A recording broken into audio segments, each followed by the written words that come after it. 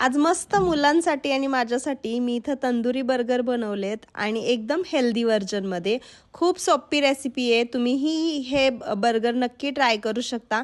यासाठी असं गरज नाही आहे की तंदूरच हवा आहे, तुम्ही तव्यामध्येही हे बर्गर बनवू शकता. तर मी काय केलं होतं, किचनमध्ये अगोदरच बटाटे उकडायला घातली होती आणि इथं मी साधारण 3 बारक्या साईजचे बटाटे घेणार आहेत. तुम्हाला जर जास्त क्वांटिटीमध्ये बनवायचं असेल तर तुम्ही बटाटे आहेत ना तर ते जास्त घेऊ शकता. तर छान उकडलेली होती ही बटाटी आणि माझी सोलून पण झालेत. त्याचबरोबर आपल्याला लागणार आहे कांदा, सिमला मिरची आणि टोमॅटो. याच्यामध्ये तुम्ही कॉर्नही घालू शकता, ग्रेट करून गाजरही घालू शकता. जे तुमच्या आवडीनुसार तुम्हाला काय घालायचे आहेत ना, म्हणजे व्हेजीसमध्ये, तर ते तुम्ही घालू शकता.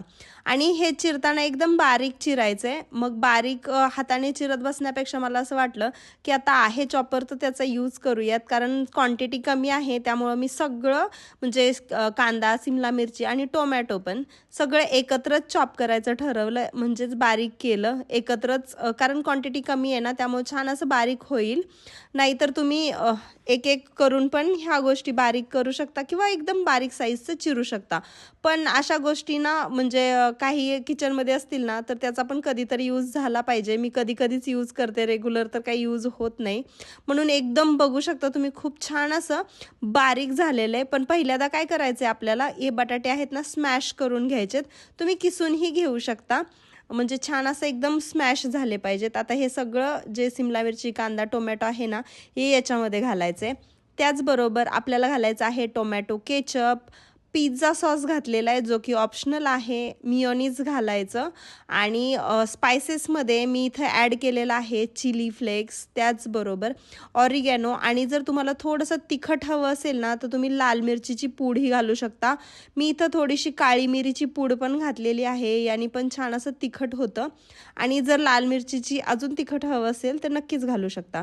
तर छान असं आपण स्मॅश करूयात. गार्लिक पावडर असेल तर खूप छान, ते पण घाला जर तुमच्याकडे असेल. माझ्याकडं नव्हतं, एकत्रच सगळं करून घेतलं. मी बर्गर बन्स हे विकतच आणलेले आहेत, घरी बनवलेले नाहीत. आणि माझा जो तंदूर आहे ना तर तो मी गॅलरीत ठेवलेला आहे, म्हणून मग मी तिकडंच बनवणार आहे, म्हणून तिकडून हे जे तंदूरचं आहे तर ते घेऊन आले.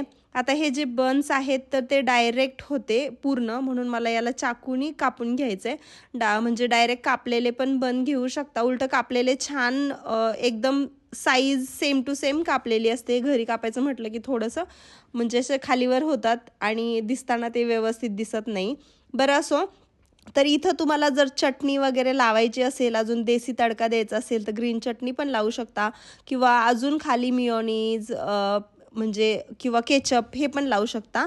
आणि याच्यावरती बटाट्याचं जे मिश्रण बनवलं होतं तर ते मी फक्त सिम्पली ते लावून घेतलं, बाकी केचप चटणी वगैरे काही लावली नाही. आता फ्राईज होतेच तर म्हटलं, बर्गर बरोबर मला पर्सनली फ्राईज खूप आवडतात, नुसता बर्गर नाही आवडत, म्हणून मी फ्राईज पण त्याच्यामध्ये टाकले. आणि इथं मी जो माझा तंदूर आहे ना तो ठेवलेला आहे, कारण तो खूप जास्त असा गरम होतो ना, म्हणून मग असा विचार केला की गॅलरीमध्येच याला ठेवलं तर ते इझी, म्हणजे जास्त हीट पण नाही होणार. म्हणून इथं आधी मी छान असं तंदूरला हे बर्गर जे आहेत तर ते बेक करून घेतले, म्हणजे जो मसाला आहे ना तर तो छान असा भाजला गेला वरतून. आता याच्यावरती मी टाकलेला आहे चीज स्लाईस, तर तुम्ही डायरेक्ट अख्खंही टाकू शकता, पण गरमीमुळे खाली वितळेल म्हणून मी असे क्यूब्स करून टाकलेत. त्याचबरोबर लेटस टाकायचा, किंवा कुठलंही सलाड तुम्ही याच्यामध्ये घालू शकता, टोमॅटो किंवा कांदा, काकडी वगैरे तुम्हाला जे आवडेल ते घालू शकता. आता हे दुसरे बन्स आहेत ते टाकायचेत. आणि आत्ता बेकिंग प्रोसेस जास्त वेळासाठी नाही, फक्त 1 मिनिटासाठी मी याला ठेवलं,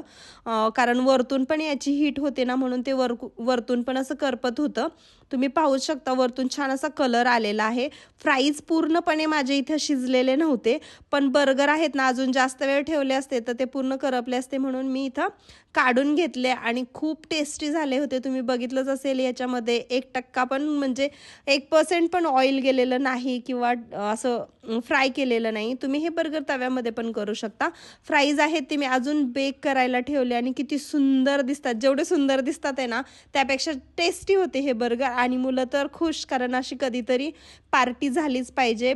बाहेरच्या देशामध्ये बाहेर करतात. म्हटलं आपण घरी मस्त मुलांबरोबर एन्जॉय करूयात, म्हणून आज असा मस्त बेत ठरवलेला होता आणि सगळ्यांना घरामध्ये खूप जास्त आवडले. बेक होते किंवा तेल नव्हतं, पण असं वाटत नव्हतं की हे टेस्टी नाही आहेत. खूप छान लागत होते. तुम्ही पण ही डिश नक्की ट्राय करा. आणि ही जी तंदूर बर्गरची रेसिपी आहे ना, ती कशी वाटली मला कमेंट करून नक्की सांगा. खूप छान झाले होते. तुम्ही तव्यामध्येही नक्की ही ट्राय करा आणि मग मला कमेंट करून सांगा, आजची रेसिपी कशी होती ती. रेसिपी जर आवडली असेल तर जास्तीत जास्त लाईक करा. नवीन आला असाल तर सबस्क्राईब करा. परत भेटूयात. तोपर्यंत मस्त खा आणि एन्जॉय करा.